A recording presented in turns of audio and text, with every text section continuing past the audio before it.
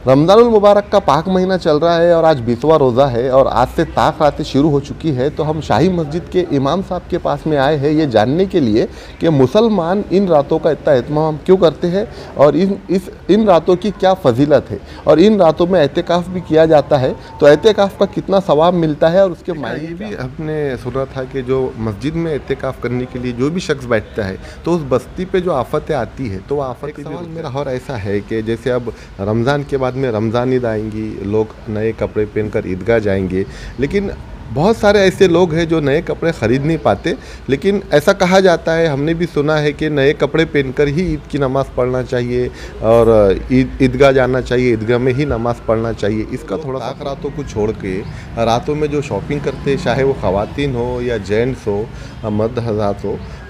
ताक रातों को छोड़ के रात में 2-2, 3-3 बजे तक के शॉपिंग करने के लिए निकल जाते हैं,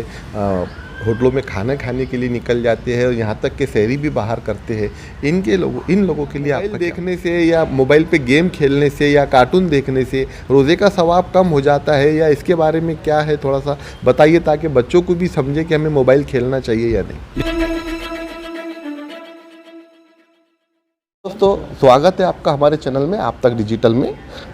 रमज़ानुल मुबारक का पाक महीना चल रहा है और आज 20वां रोज़ा है और आज से ताक रातें शुरू हो चुकी है। तो हम शाही मस्जिद के इमाम साहब के पास में आए हैं ये जानने के लिए कि मुसलमान इन रातों का इतना एहतमाम क्यों करते हैं और इन रातों की क्या फजीलत है और इन रातों में एहतिकाफ भी किया जाता है तो एहतिकाफ का कितना सवाब मिलता है और उसके मायने क्या होते हैं।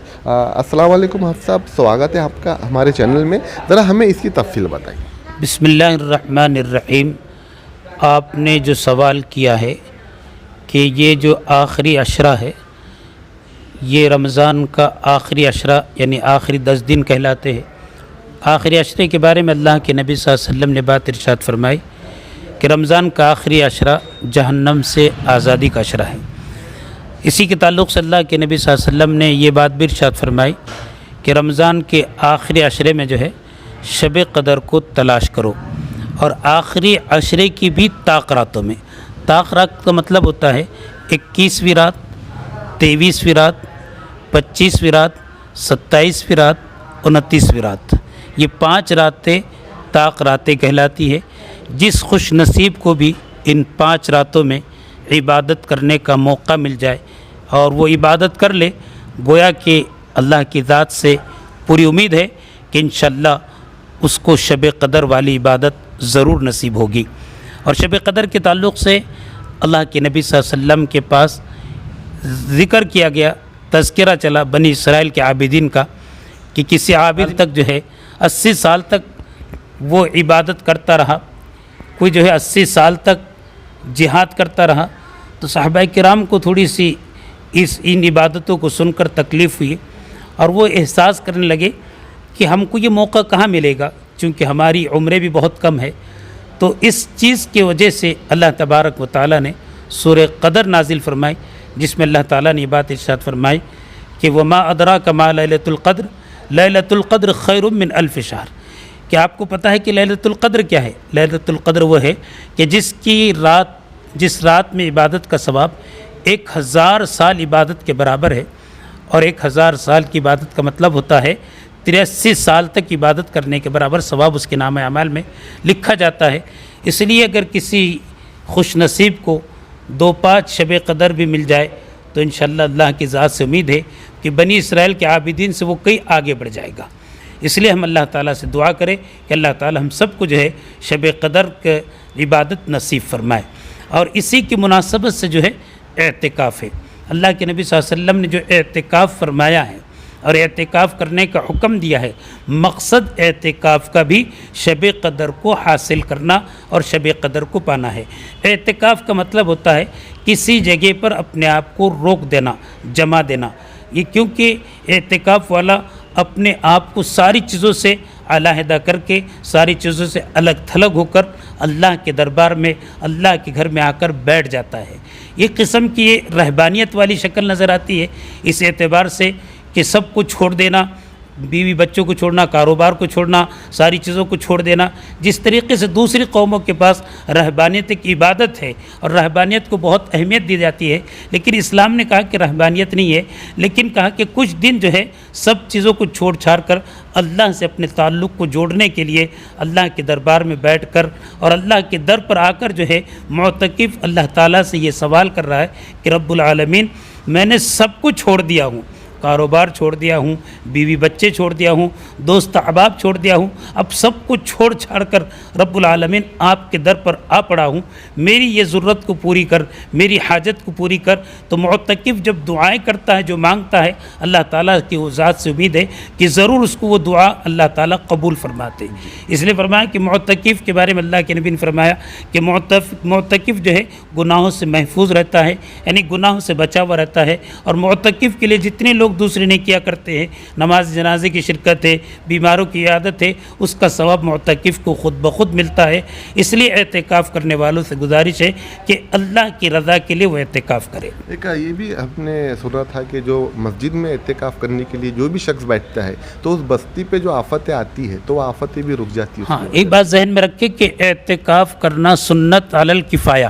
سنت علی الکفایہ کا مطلب یہ ہے کہ ہر محلے کی مسجد میں ایک شخص کو 10 دن اعتکاف پہ بیٹھنا ضروری ہے۔ اگر کوئی شخص بھی محلے کی مسجد میں اعتکاف کو نہیں بیٹھے گا تو سب پورے محلے والے اس کے گنہگار ہوں گے۔ اس لیے اگر ایک شخص نے بھی اعتکاف میں بیٹھ گیا مسجد میں تو پورے محلوں کے اوپر سے وہ ذمہ داری سے سبکدوش ہو جائیں گے، ورنہ پورے محلے پر اس کا گناہ ہوگا۔ اس لیے ہم ہر محلے والے اس بات کی کوشش کریں کہ ہم اپنے محلے سے ایک شخص کو ضرور بھی ضرور، ایک سے زیادہ بیٹھ سکتے لیکن کم از کم ایک شخص کو اعتکاف میں ضرور بٹھائیں۔ ایسی آگے چلتے چلتے ہمیں بتائیے کہ جیسے اب آخری عشرہ ہے اور الوداع جمعہ آنے والا ہے، جسے لوگ بہت مخصوص سمجھتے ہیں اور جامع مسجد میں ہی جا کے نماز پڑھنا زیادہ افضل سمجھتے، اس کی تھوڑی تفصیل بتائیں۔ دیکھیے، جمعۃ الوداع کے اعتبار سے اگر دیکھا جائے تو اس اعتبار سے جمعۃ الوداع ہے کہ یہ رمضان کا آخری جمعہ ہوتا ہے، ورنہ شرعی اعتبار سے قرآن اور حدیث میں صحابہ کی زندگی سے جمعۃ الوداع کی کوئی الگ سے فضیلت وارد نہیں ہوئی ہے۔ لیکن اس اعتبار سے کہ بھئی اب آئندہ ہم کوئی جمعہ ملے گا یا نہیں ملے گا، آئندہ رمضان نصیب ہوگا یا نہیں ہوگا، اس اعتبار سے اس کو لوگ جو جمعۃ الوداع، وداعی رخصت کرنے والا جمعہ کہتے ہیں۔ رمضان اس جمعہ کے اوپر اس کے بعد جمعہ نصیب نہیں ہوگا، اس اعتبار سے لوگ اس کو جمعۃ الوداع کہتے ہیں۔ بہت سے لوگوں نے جو اس کے تعلق سے جو ہے کچھ عبادتیں بنا کے رکھی ہے کہ جو شخص جمعۃ الوداع میں 2 رکعت نماز پڑھے گا، فلاں صورتیں پڑھ لے گا تو پوری اس کی جو ہے تو جو اس نے نماز چھوٹی سب کا بدل ہو جائے گی، سب چیزیں غلط بات ہے، اس کا شریعت میں کوئی ثبوت نہیں ہے۔ جمعۃ الوداع جو ہے صرف آخری جمعہ ہے۔ ہاں، یہ بات اپنی جگہ پر ہے کہ جمعہ کی نماز کس جگہ پر پڑھنا چاہیے۔ جمعہ کی نماز کو جامع مسجد میں پڑھنا یہ اس کا زیادہ ثواب ہے۔ عام دنوں میں بھی جمعہ کی نماز جامع مسجد ہی میں پڑھے تو زیادہ ثواب ہے۔ اگر سبھی لوگ جو ہے جامع مسجد میں جمعہ کی نماز کے لیے جائیں گے تو پھر جامع مسجد میں جگہ کہاں سے رہے گی؟ اس لیے جو ہے اپنے اپنے اعتبار سے جن لوگوں کو موقع میسر آ جائے کوشش کرے کہ جمعہ کی نماز اور جمعۃ الوداع اور جتنی جمعہ ہوتے ہیں اس کو جامع مسجد میں ادا کرنے کی کوشش کرے۔ جی، ایک سوال میرا اور ایسا ہے کہ جیسے اب رمضان کے بعد میں رمضان عید آئیں گی، لوگ نئے کپڑے پہن کر عیدگاہ جائیں گے، لیکن بہت سارے ایسے لوگ ہیں جو نئے کپڑے خرید نہیں پاتے، لیکن ایسا کہا جاتا ہے، ہم نے بھی سنا ہے کہ نئے کپڑے پہن کر ہی عید کی نماز پڑھنا چاہیے اور عیدگاہ جانا چاہیے، عیدگاہ میں ہی نماز پڑھنا چاہیے، اس کا تھوڑا سا خلاصہ۔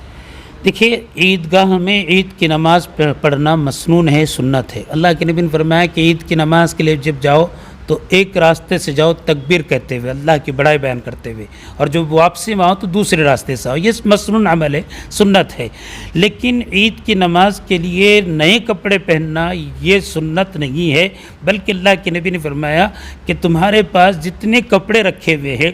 ان کپڑوں میں سے جو اچھا ڈریس ہے، اچھا کپڑا ہے، اس کو پہن کر عید کی نماز کو جائے، کیونکہ اگر نماز کے لیے، عید کی نماز کے لیے نئے کپڑے کی شرط لگا دی جائے گی تو بیچارے جو غریب ہے، مجبور ہے، لاچار ہے، ان کے لیے ایک مسئلہ کھڑا ہو جائے گا، کہاں سے لائیں گے وہ؟ اس لیے ہم کو جو ہے اس موقع پر صدقہ فطر کا بھی حکم دیا گیا ہے کہ عید کی نماز کو جانے سے پہلے صدقہ فطر بھی ادا کرے۔ یہ صدقہ فطر کا حکم اسی لیے دیا گیا ہے کہ جو غریب ہے، یتیم ہے، مجبور ہے، لاچار ہے، وہ بھی جو ہے عید کی خوشیوں میں شامل ہو جائے، ان کے گھروں کے اندر ایسا محسوس نہ ہو کہ ان کے گھر کے اندر عید کی خوشیاں نہیں ہیں۔ اس لیے جن کو اللہ تعالیٰ نے مال دیا ہے، دولت دی ہے، اللہ تعالیٰ نے جن کو دولت سے نوازا ہے، ان کی یہ ذمہ داری بنتی ہے کہ اپنے خاندان میں، اپنے رشتہ داروں میں، اپنے پڑوسی، اپنے دوست احباب میں جو غریب ہے ان تک جو ہے زکوٰۃ کی رقم، صدقہ فطر کی رقم پہنچا کر ان کو عید کی خوشیوں میں شامل کرے، تاکہ وہ بھی ہمارے ساتھ عید کی خوشیوں میں شامل ہو جائے۔ جی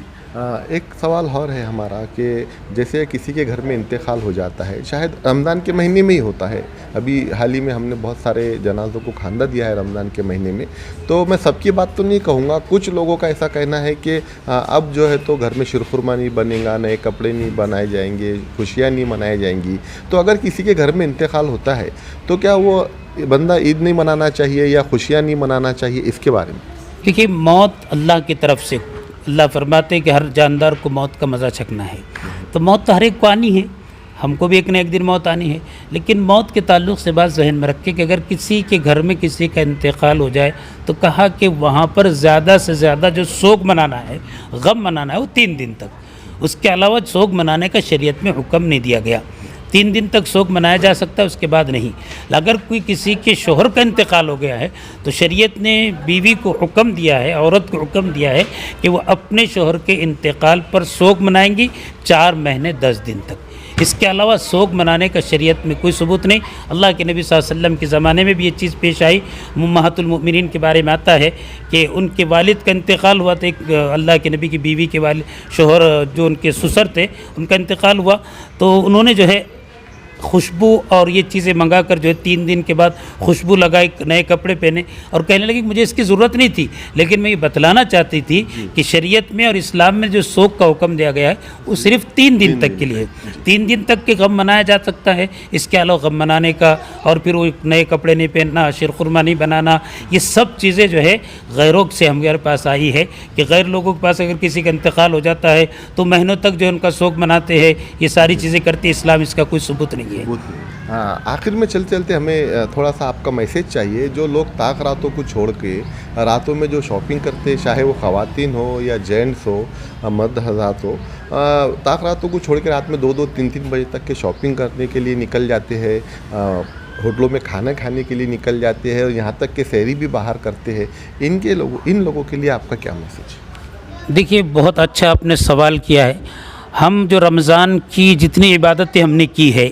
روزے رکھے، تراویح پڑھی، تلاوت کی اور بہت ساری عبادتیں کی، اور آخری عشرے میں جو ہے ان عبادتوں کے اندر ایک قسم کی روحانیت اور رونق آنے والی تھی، اور آخری عشرے میں ہماری جہنم سے آزادی کا وقت تھا، لیکن وہ یہ رہا ہے کہ ہمارا نفس نے ہم کو جو ایسا تباہ اور برباد کر دیا ہے کہ جو آخری عشرہ عبادتوں والا تھا، رونق والا تھا، جہنم سے آزادی والا تھا، اللہ سے لینے کا آخری عشرہ تھا، تاخراتیں تھی، ہم نے جو ہے اس کو بجائے اس کے کہ ہم اللہ کے گھر کو آباد کرتے، تلاوت میں گزارتے، ذکر اذکار میں گزار دیتے، ہم اکثر دیکھ رہے ہیں کہ ہمارے معاشرے کے اندر جو ہے معاشرے کے نوجوان، ماں بہنیں، بچیاں، بوڑھی ماں بہنیں، یہ سب کے سب جو بازاروں میں نکل جا رہی ہے، اور اس کی وجہ سے جو ہے غلط اثرات جو ہے لوگوں تک پہنچ رہے ہیں کہ اسلام کے اندر بھی صرف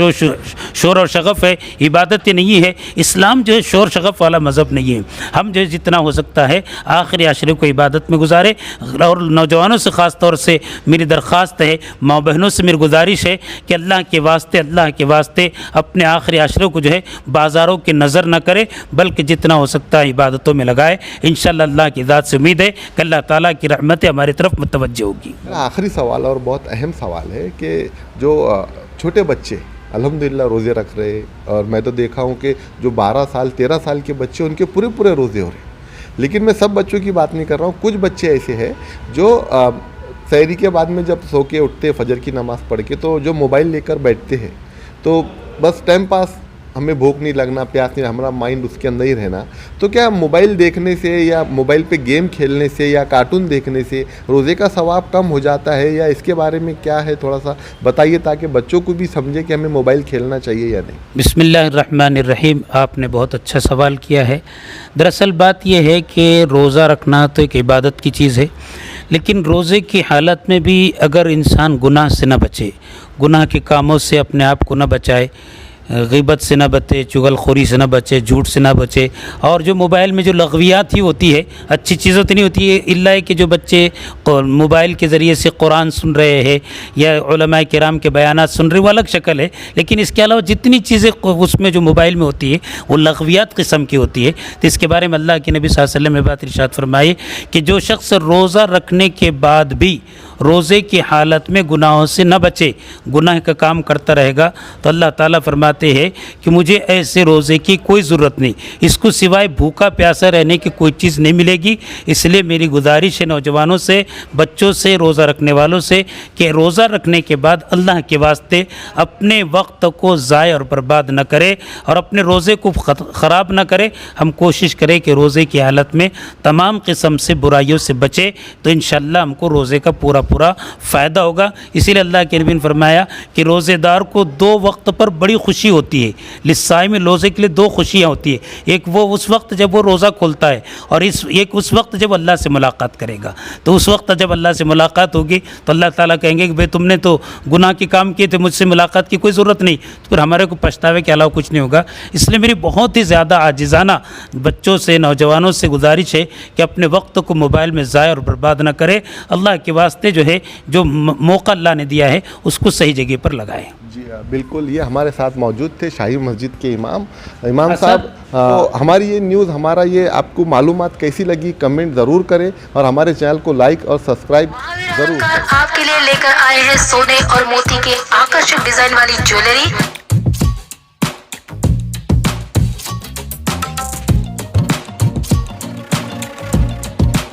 जहां पर आपको महाराष्ट्र की पारंपरिक ज्वेलरी से लेकर दुबई की लेटेस्ट अरबी डिजाइन की झुमकी, कंगन, मांग टिक्का हार आदि ज्वेलरी मिलेगी, वो भी एकदम आपकी पसंद और बजट के अंदर।